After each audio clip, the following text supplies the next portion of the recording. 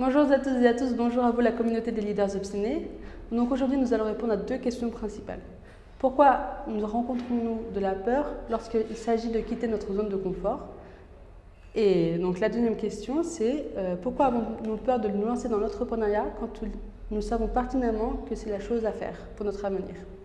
Donc pour répondre à ces deux questions, nous avons donc aujourd'hui le plaisir de venir dans les locaux de KaiJob, donc la plateforme de promotion de l'entrepreneuriat sénégalais et africain. Pour ce faire, nous avons avec nous aujourd'hui le chargé de communication, M. Sen Amadou, donc cofondateur de KaiJob. Donc nous allons donc répondre à la question pourquoi KaiJob? Quelle est la croyance de KaiJob? Pourquoi vous? Mais aussi comment fonctionne KaiJob en temps réel? Est-il vraiment un projet entrepreneurial? On vous laissera donc développer. Et qu'est-ce que réellement KaiJob et quelle est sa vision la plus importante dans les 5, 10, 15 et prochaines années à venir? Donc sans pour autant tarder, nous accueillons donc M. Sen Amadou avec nous et nous nous retrouvons après le générique.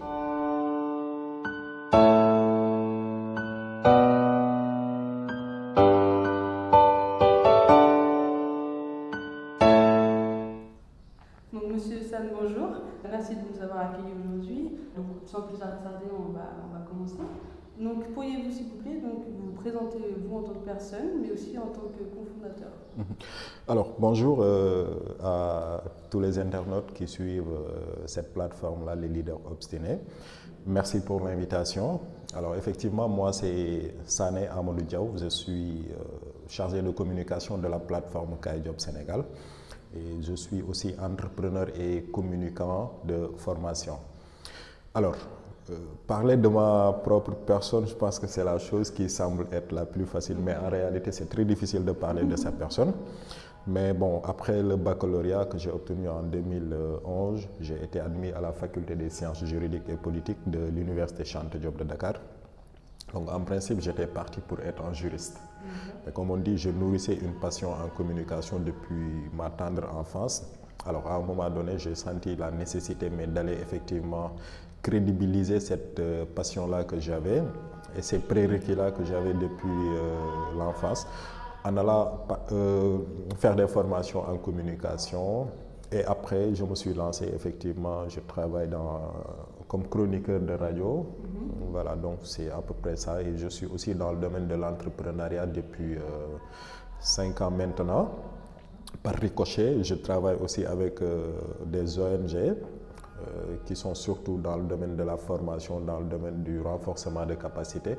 J'ai eu l'occasion donc de faire pratiquement tout le Sénégal à travers des projets dont l'objectif était d'accompagner des jeunes techniquement afin qu'ils puissent se lancer dans l'entrepreneuriat. J'ai fait pas mal de régions et c'est une très belle expérience. Voilà, maintenant s'agissant de KaiJob, l'idée nous est venue d'un constat que nous avons fait. À la base, ceux qui avaient l'idée de départ, c'était mes collègues Makhtar Babi et Dior Gueye. C'est eux qui sont en fait les initiateurs, c'est eux qui ont eu l'idée à la base. Et après, ils nous en ont parlé et j'ai jugé nécessaire de venir me joindre à cette initiative-là. Le constat était que au Sénégal ou en Afrique, beaucoup de jeunes, après avoir fait des études, après avoir obtenu des diplômes, n'arrivent pas à trouver un emploi salarié. Et ils ont en fait essayé de trouver une alternative, c'est-à-dire ils se sont lancés dans l'auto-emploi ou dans l'entrepreneuriat. Mais malheureusement, on constate que ces jeunes-là ne bénéficient pas d'une très bonne visibilité dans les médias classiques, les grandes télés ou les grandes radios. Maintenant, c'est vrai que la tendance a commencé à changer un tout petit peu. Mais en tout cas, lorsqu'on mettait en place KaiJob, c'était ça le constat que nous avons fait. Alors nous, on s'est dit qu'on va utiliser Internet, qui est un canal de communication très prisé et qui est gratuit, à part la connexion qu'on se paye. C'est-à-dire qu'on ne paye pas pour entrer sur Facebook ou pour avoir un compte Facebook en tout cas. Donc on s'est dit qu'on va utiliser ce canal-là, mais pour valoriser ce que les jeunes sont en train de faire, pour leur donner donc de la visibilité. Ceci dit, l'objectif général de KaiJob, c'est de promouvoir l'entrepreneuriat sénégalais, africain, mais l'entrepreneuriat de manière générale. Et les deux objectifs spécifiques qu'on a également fixés, C'est que le premier objectif spécifique, c'est de faire en sorte que le jeune que l'on promouvoit à travers notre plateforme puisse acquérir des financements. Ça aussi, c'est un autre problème, peut-être qu'on y reviendra après. Et le deuxième objectif également spécifique, c'est de faire en sorte que la promotion d'un jeune entrepreneur puisse être un déclic chez un autre jeune qui a ses diplômes et qui peine à trouver du travail. Donc, en résumé, c'est ce que Kaijob essaye de faire depuis 3 ans maintenant. Et nous avons 3 formats de promotion. On utilise nos plateformes Facebook, Twitter, LinkedIn et Instagram pour faire des publications régulières des jeunes qui sont dans l'entrepreneuriat. L'autre format, c'est une format émission carrément où on va en immersion chez un jeune entrepreneur. On passe la journée avec lui, on montre tout le processus de son travail. Là, on est en partenariat avec un média qui est en ligne. Nous avons également un autre média partenaire, radio. Donc là aussi, chaque semaine, on reçoit 2 entrepreneurs qui auront 30 à 40 minutes de temps d'antenne pour exposer ce qu'ils font. Donc voilà ces 3 formats-là sur lesquels nous travaillons. D'accord. Moi, je vais revenir sur une question par rapport à vous. C'est une des questions que nous, on se pose en tant que leaders obstinés. Donc, si j'ai bien compris, vous avez fait vos études au Sénégal et vous ne l'avez jamais quitté. Ma question, c'est pourquoi ne pas avoir quitté le Sénégal? Alors, moi, je me suis toujours dit que lorsque je dois quitter le Sénégal, c'est peut-être pour aller visiter, voir ce qui se passe ailleurs, mais pas pour aller trouver un emploi. Parce que je suis conscient qu'on a beaucoup d'opportunités au Sénégal, qu'on a beaucoup d'opportunités en Afrique, et que si toutefois on essaie d'exploiter ces opportunités-là, mais elles ne pourront être que bénéfiques pour nous, mais également pour notre pays ou pour notre continent. Donc c'est un choix. Et ceci dit, je ne tape pas dessus sur ceux qui ont décidé de partir soit pour étudier, soit pour travailler. C'est un choix aussi que je respecte. Mais moi, je pense que je fais partie de ces jeunes Sénégalais, de ces jeunes Africains-là qui pensent qu'effectivement, on peut faire ses études ici, on peut se trouver du travail ici et on peut bien s'épanouir. Mais un de ces 4, effectivement, on va visiter l'Europe, les États-Unis. Mais comme le font les Européens ou les Américains, quoi, quand ils viennent ici pour découvrir ce qui se passe et repartir, nous, Inch'Allah, on va aussi le faire. Exactement. Voilà. Merci en tout cas pour cette réponse. Merci. Donc maintenant, nous allons donc parler du deuxième sujet d'aujourd'hui. Donc on a vu ces dernières années qu'en Afrique et en particulier les Sénégalais veulent changer le statu quo, tels que la politique, l'entrepreneuriat, etc. Vous, donc, est-ce que ça vous étonne? Non, cela ne m'étonne pas et ça me rassure dans la mesure où je me dis que maintenant, la prise de conscience, elle commence quand même à se ressentir chez les jeunes Africains ou Sénégalais en particulier. Et c'est bien de voir effectivement qu'on s'engage politiquement, qu'on s'engage dans le domaine de l'entrepreneuriat ou en tout cas dans tous les secteurs d'activité. Mais effectivement, pour changer le statu quo. Le constat qui se faisait est que les jeunes Africains étaient très dans la posture attentiste. On attendait que les gouvernements essayent de changer les choses, on attendait que les étrangers viennent changer les choses et cela nous retardait carrément. Et maintenant, quand on voit que les jeunes ont compris que mais pour que les choses changent, il faut effectivement qu'on soit dans le système. Comme on dit, pour changer une chose, il faut y être, quoi. Donc pour que l'on puisse constater des réformes au niveau de la politique, il faut des jeunes dans la scène politique. Pour que l'entrepreneuriat change, il faut que les jeunes y soient. Pour que l'éducation, la santé, comme je l'ai dit tout à l'heure, les secteurs d'activité dans lesquels nous sommes, pour qu'on puisse effectivement avoir des réformes ou pour qu'on puisse effectivement changer la donne, mais il faut s'y impliquer. Pas juste être sur son clavier, tirer des pierres sur X ou voilà, mais il faut carrément être actif. C'est ce qui nous amène peut-être à parler de la citoyenneté active et passive. On peut avoir le choix d'être un citoyen passif et tirer sur tout ce qui bouge. Mais on peut également être un citoyen actif, ne pas être dans la dénonciation, mais surtout être dans la proposition d'idées et surtout également être dans la pratique. Et ça rassure de voir que voilà, maintenant les jeunes commencent à prendre cette conscience-là. Cela ne m'étonne vraiment pas du tout. Et je dis quand même que ça vient à son heure en fait. Exactement, d'accord. Et du coup, pour moi, donc je vais rebondir, pensez-vous donc qu'ils puissent y arriver? Mais tout à fait, tout à fait. Il y a un adage français qui dit qu'avec la volonté, on peut soulever une montagne. Exactement. Donc je pense qu'avec cette volonté-là que nous ressentons un petit peu chez les jeunes, mais effectivement, on va y arriver. Sauf qu'il est bon de préciser que peut-être qu'on peut ne pas récolter les fruits de ce que nous sommes en train de semer. Mais il faut qu'on pense à nos enfants ou même à nos futurs enfants. Ben voilà quoi. Parce qu'aujourd'hui, si on remonte un peu l'histoire avec ce qu'avaient fait les Cheikh Anta Diop, les Léopold Sédar Senghor, Patrice Lumumba, etc., leur lutte, je pense que c'est nous qui sommes en train de récolter les fruits. Donc nous, ce que nous sommes en train de poser actuellement, l'idée c'est de ne pas nous dire que forcément, les conséquences, en fait, nous allons les vivre, qu'ils soient positifs ou négatifs. Mais essayons de faire en sorte que les générations futures puissent ressentir que ceux qui les ont précédés ont fait quelque chose pour eux.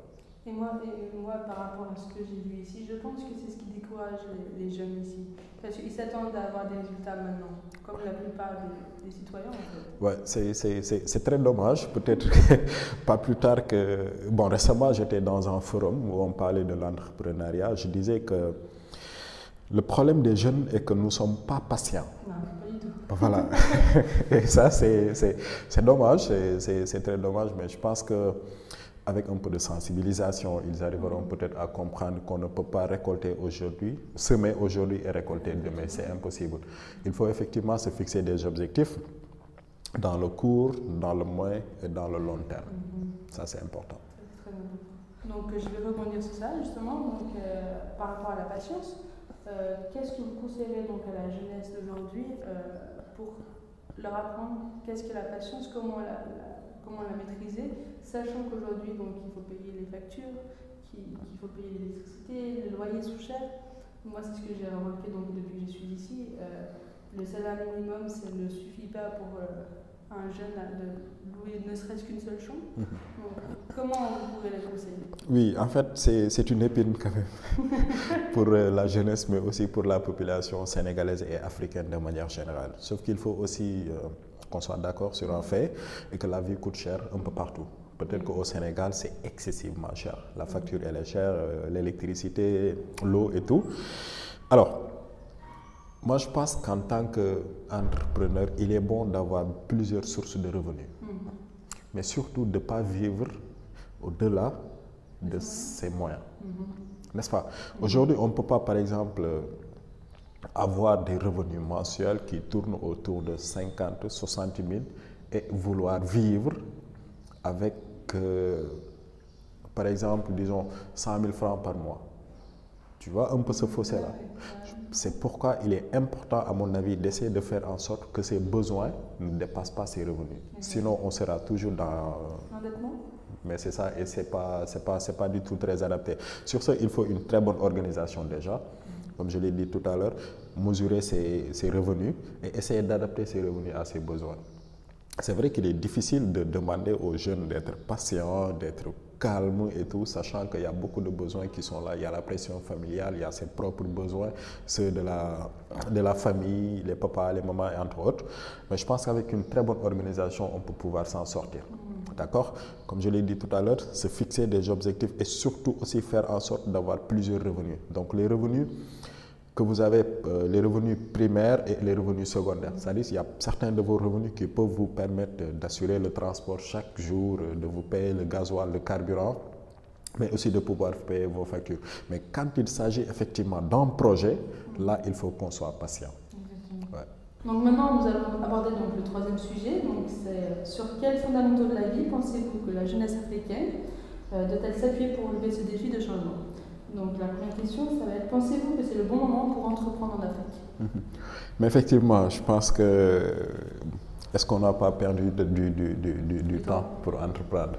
Voilà, mais toujours est-il qu'il n'est pas encore trop tard de se lancer, mais aussi surtout de persévérer dans le secteur de l'entrepreneuriat. Donc je pense que bien sûr, c'est le bon moment pour que les jeunes Africains puissent se lancer dans l'entrepreneuriat. D'accord. Que diriez-vous des jeunes qui attendent tout de l'État? On a un peu abordé tout à l'heure. Bon, je leur dirais de changer de mentalité. Voilà, parce que nous sommes tous conscients qu'aucun gouvernement sur cette planète ne peut assurer la meilleure des vies possibles à tous les citoyens. Tu vois? Aujourd'hui, dans les pays européens ou aux États-Unis, nous voyons que le secteur privé fait partie des secteurs en tout cas prioritaires qui absorbent et résorbent le taux de chômage. Ce qui sous-entend que ce serait bien que nous, jeunes, que l'on s'apitoie pas toujours sur nos sorts, nous disant que peut-être le gouvernement ne m'a pas donné un boulot, que voilà, etc. Même si c'est bien, on rêve tous d'avoir un bon job, peut-être venant de l'État, être un fonctionnaire public avec tous les avantages et tout, mais c'est impossible. C'est impossible. Je donne juste un exemple. On dit qu'au Sénégal, d'après les statistiques que nous avons, chaque année, il y a plus de 250 000 nouveaux diplômés sur le marché du travail. Mais aucun État ne peut assurer ça à tous ces jeunes-là. C'est pourquoi KaiJob et d'autres plateformes essayent d'inciter les jeunes à se lancer dans l'entrepreneuriat, tout en demandant maintenant à l'État d'assainir ce secteur-là, pour que les jeunes puissent avoir le courage de se lancer, d'avoir facilement des fonds, mais aussi de les accompagner techniquement, mais aussi financièrement. Ouais. Important. D'accord. Qu'est-ce qui peut les faire commencer à s'engager dans la voie de l'entrepreneuriat? Qu'est-ce qui pourrait les pousser à se lancer sur cette voie-là? Déjà, il y a la volonté de vouloir changer les choses. Je pense que c'est important quand on a cette envie-là, quand on a cette détermination-là, ça peut être une des raisons qui peut en tout cas pousser les jeunes à se lancer, mais aussi surtout l'engagement, l'engagement patriotique, j'allais dire. Ça, je pense que c'est fondamental, parce qu'un entrepreneur, à la base, moi, je me dis qu'il est déjà social. C'est quelqu'un qui a envie de changer les choses. C'est quelqu'un qui crée un besoin et qui apporte une solution. Donc, à la base, tous les entrepreneurs ont cette fibre sociale-là, ont cette fibre patriotique-là. Mais surtout de s'engager avec un désintéressement total. Quand je parle de désintéressement total, c'est de ne pas se dire que bon, je vais m'engager dans ce secteur d'activité-là pour juste faire des profits. Et disons-nous qu'on s'engage, que ce soit dans tous les secteurs d'activité, mais d'abord pour servir et puis se servir maintenant. Ouais. Alors, pensez-vous que l'Europe ou les USA, la destination préférée des Africains, soit toujours un Eldorado? Bon, étant donné que je n'ai pas encore eu la chance d'y aller, je ne peux pas être catégorique sur mon élément de réponse. Mais tout de même, je pense que ça l'est plus. Parce que maintenant, nous avons constaté que beaucoup de Français quittent la France, beaucoup d'Italiens quittent l'Italie pour venir en Afrique, s'installer ici, investir même ici. Et c'est ce qu'on remarque également, il y a beaucoup d'Américains qui sont au Sénégal, qui sont en Afrique, ce qui sous-entend qu'il y a un changement de mentalité, mais ce qui également sous-entend que l'Afrique ou le Sénégal a des potentialités que l'on peut, nous, essayer d'exploiter. Malheureusement, beaucoup d'entre nous, jeunes, pensent que pour pouvoir s'en sortir, il faut effectivement aller de l'autre côté, en Europe ou aux États-Unis. Mais je pense quand même, comme on l'a dit tout à l'heure, il y a beaucoup de choses que l'on peut faire ici au Sénégal. Aujourd'hui, quand on parle de chômage, on en parle en France, on en parle en Italie, on en parle en Grèce, on en parle également aux États-Unis. Voilà, donc les problèmes que toi tu veux fuir ici dans ton pays, mais tu les retrouveras là-bas. Voilà, alors pourquoi aller se casser la figure? Ben, voilà. On peut ne pas se casser la figure ici. Tout à fait. Pensez-vous que la diaspora soit responsable de... je reviens sur une question d'abord. Que pouvez-vous dire des jeunes qui meurent sur l'océan Atlantique à la recherche de cet Eldorado? C'est très triste de voir nos frères et nos sœurs braver les océans Atlantiques et en perdre la vie. Récemment, on avait dénombré 480 morts à travers l'océan Atlantique. Malheureusement, ça te fait toujours trop d'émotions quand on en parle. On comprend en fait le fait que les jeunes Africains ou Sénégalais veulent quitter leur pays pour aller peut-être chercher une meilleure vie de l'autre côté, à l'Europe ou aux États-Unis, parce qu'ils ont en fait perdu de l'espoir. Ils pensent que maintenant il y a plus rien à faire ici, il n'y a plus d'opportunités ici. On les comprend parce que malheureusement on n'a pas une réelle volonté politique de la part de nos gouvernants pour effectivement faire en sorte que les jeunes puissent s'en sortir. Ça, c'est le constat que nous faisons. C'est pourquoi les jeunes maintenant sont prêts mais à braver la mer ou à prendre le désert pour effectivement aller rejoindre l'Europe. C'est très dommage, mais on leur demande de rester et d'essayer de construire quelque chose dans le continent que nous avons, dans ces pays-là que nous avons. Pensez-vous que la diaspora soit responsable de cela? Oui, dans une certaine mesure, la diaspora est effectivement responsable de ça. Parce que je pense qu'ils nous vendent un rêve qui en réalité n'existe pas. Voilà. Parfois, quand tu vois nos frères et sœurs qui viennent de l'Europe ou des États-Unis, mais tu penses que tout tourne comme il se doit en Europe ou aux États-Unis. Mais si toutefois tu as la chance, par exemple, de causer avec un ami ou avec un frère qui est là-bas, qui t'explique les conditions en fait qui sont là-bas, les conditions réelles, voilà. Mais tu te dis, mais en fait, comment se fait-il que ce jeune-là roule dans une grosse voiture ici, il est logé dans un appartement qui coûte très cher, mais effectivement, ça c'est un rêve qui n'existe pas en réalité. Donc leur part de responsabilité là, c'est qu'ils ne nous disent pas effectivement ce qui se passe là-bas. Ou quand ils reviennent, ils devraient, à mon avis, adapter leur vie à celle de ces jeunes-là qui sont là, leur faire comprendre qu'on peut être en Europe, travailler, gagner sa vie, mais on peut aussi travailler ici au Sénégal, en Afrique, et aussi gagner sa vie dignement. Moi, là-dessus, je vais rebondir. Peut-être que le fait que, je sais pas, c'est peut-être mon avis à moi, le fait que justement les jeunes africains qui sont en Europe, qui mentent, on va dire, sur leur façon de vivre par rapport à ceux d'ici, ça ne serait pas une façon de protéger leurs familles qui sont ici, dans le sens où leur dire je vis bien, ne vous inquiétez pas. Ce serait pas plutôt c'est pas une question de vouloir mentir pour mentir, mais plutôt une question de mentir pour protéger. Bon, dans tous les cas, je pense que mentir est à bannir. À mon avis. À mon avis. Donc ce serait bien, mais effectivement, bon, ça va quoi, de dire à ses parents que oui, je vais bien, je dors, je mange, je bois, je travaille et tout, mais la réalité n'est pas telle que vous l'imaginez. C'est-à-dire l'Europe n'est pas le paradis. Que ce soit les États-Unis ou l'Europe, mais on rencontre les mêmes problèmes, quoi. Peut-être qu'on ne peut pas dire que c'est exactement les mêmes problèmes, mais pour dire qu'il y a des problèmes en Afrique, il y a des problèmes en Europe, il y a des problèmes aux États-Unis. Mais le truc est que moi, par exemple, je suis en Europe, j'essaie de m'adapter. Mais il ne faut pas dire aux gens que ben voilà, tout marche, que quand on prend des photos, c'est de très belles photos que l'on envoie sur les réseaux sociaux, mais pour effectivement vendre ce faux rêve-là à ces jeunes-là ou à ses parents. Mais cela aussi peut te créer beaucoup de problèmes, parce que quand tu veux montrer à tout le monde que bon, voilà, c'est la belle vie en Europe, mais effectivement, toutes les sollicitations te seront envoyées, pensant que tout se passe bien, alors que tel n'est pas le cas. Donc, à mon avis, ce serait bien d'expliquer les gens que oui, ça va, on gère, on vit comme il se doit, mais ce n'est pas en fait ce que vous croyez. Que les problèmes que vous rencontrez en Afrique ou au Sénégal, nous également, on a nos problèmes ici. Mais imagine ces Africains-là qui n'ont pas de papier et qui sont en France. Ouais. Mais c'est toujours la chasse aux souris avec les policiers, n'est-ce pas? Ça, je pense que vous devez peut-être être témoin de ces choses. Mais ce serait bien en tout cas de dire la réalité telle qu'elle, de conscientiser aussi ceux qui sont ici, c'est-à-dire des jeunes qui sont ici. Mais effectivement, on ne dit pas aux gens de ne pas partir. Voilà, mais au moins quand vous devez partir, faites-le dans les règles de l'art, soit pour étudier, soit pour travailler. C'est un choix, mais dire la réalité aussi, à mon avis, est primordial. Et du coup, ma dernière question, ça sera donc, pour vous, qu'est-ce qu'un leader et quelle est son obligation? Alors, un leader, souvent dans des sessions de renforcement que nous participons, j'ai tendance de mettre le parallélisme entre un leader et un chef. Le chef, il est toujours devant. Il essaie de coacher son équipe ou sa team en tout cas. Par contre, le leader, ce n'est pas forcément quelqu'un qui est toujours à la tête.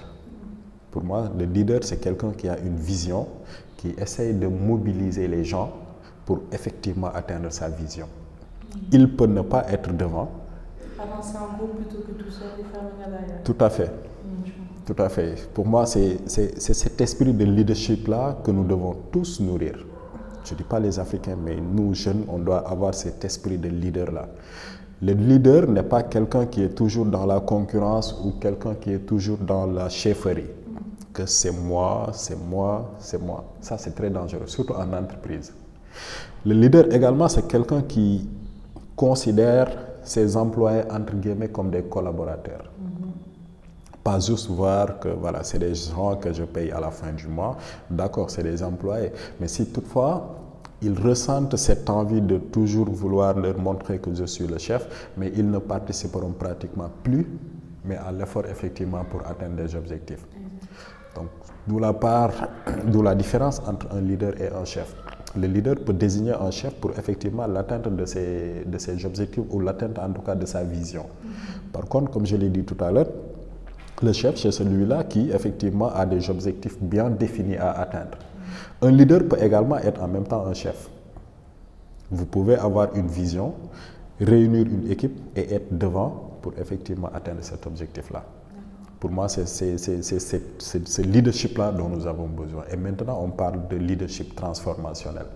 Que ce n'est plus comme avant, que voilà, je suis leader, je incarne le leadership et tout. Mais non, on a une vision, on se met sur le terrain. Ce sera beaucoup plus facile, effectivement, de convaincre les gens à venir te rejoindre. Ouais.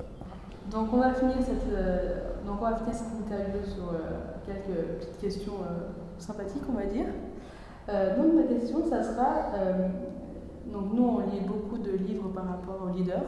Donc vous, est-ce que vous auriez un livre à conseiller donc, aux jeunes d'aujourd'hui? Alors le livre que je conseillerais à tous ces jeunes-là, c'est le livre qu'a écrit l'ancien président de la République, Abdoulaye Wade, Un destin pour l'Afrique.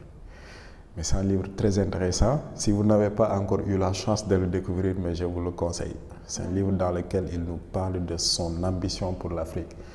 Mais à travers ce livre également, on comprend carrément l'homme.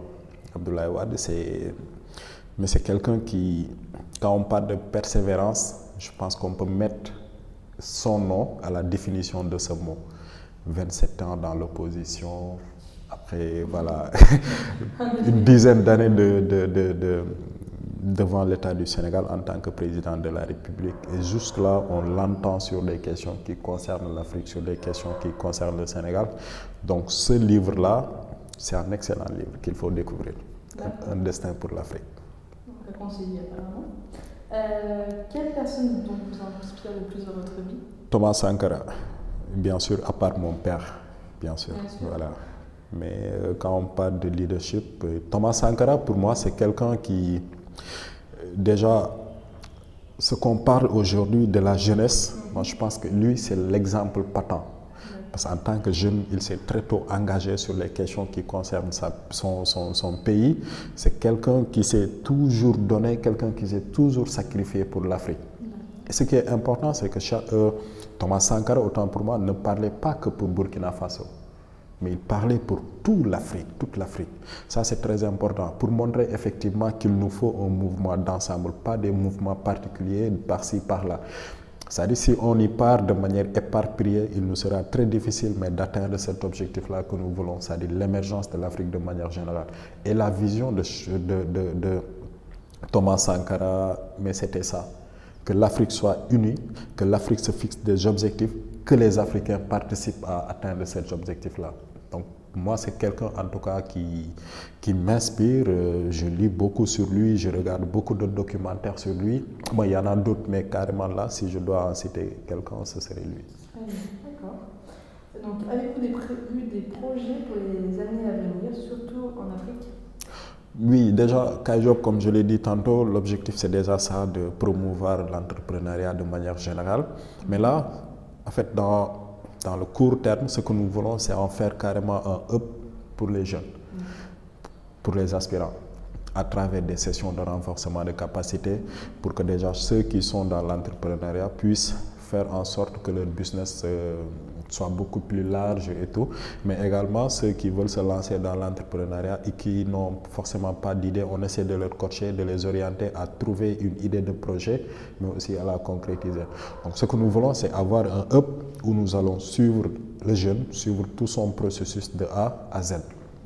Mais également, nous sommes en train de voir la possibilité, mais de nous déplacer un peu partout aussi dans la sous-région, mais pourquoi pas aussi en Europe pour trouver les Sénégalais et les Africains qui sont là-bas en tant qu'entrepreneurs, comment est-ce qu'ils vivent, comment est-ce qu'ils arrivent à s'adapter dans le marché européen ou dans le marché américain. Ça également, ça fait partie de nos projets dans le long terme.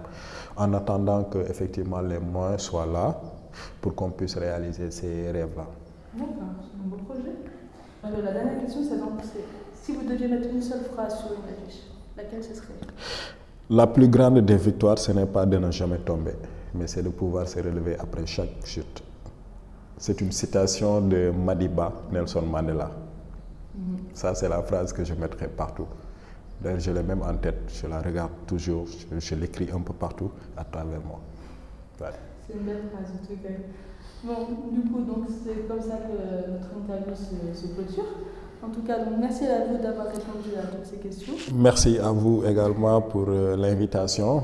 Et voilà, Kai Job, toute question en tout cas relative à la jeunesse, nous d'office on y est, ça nous concerne directement. Merci d'avoir pensé à nous et nous ne pouvons que vous souhaiter en tout cas bon vent et que voilà, tous les projets que vous avez soient couronnés de succès. Merci.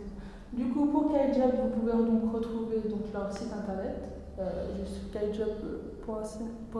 Ouais. C'est ça. Donc voilà, et puis moi je vous dis à bientôt pour une interview avec un nouveau leader et je vous dis au revoir.